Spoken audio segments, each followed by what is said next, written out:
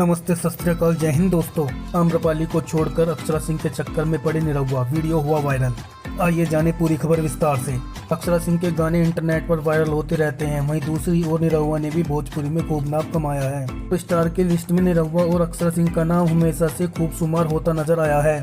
वैसे तो अक्सर निरहुआ आम्रपाली दुबे के साथ ही नजर आते हैं और उन्होंने आम्रपाली दुबे के साथ कई फिल्में भी की हैं। समय था लोग इन्हें सच में पति पत्नी मानने लगे थे, लेकिन आज जो गाना इंटरनेट पर छाया हुआ है उसमें निरहुआ के साथ आम्रपाली दुबे नहीं बल्कि पवन सिंह की हीरोइन अक्षरा सिंह दिखाई दे रही हैं।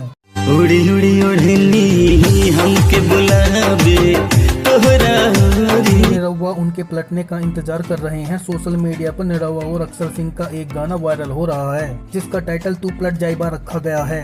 ये गाना उनकी सुपरहिट फिल्म जान लेबू का है। अक्षरा सिंह का और निरहुआ का यह गाना SRK म्यूजिक नामक यूट्यूब चैनल पर रिलीज किया गया था।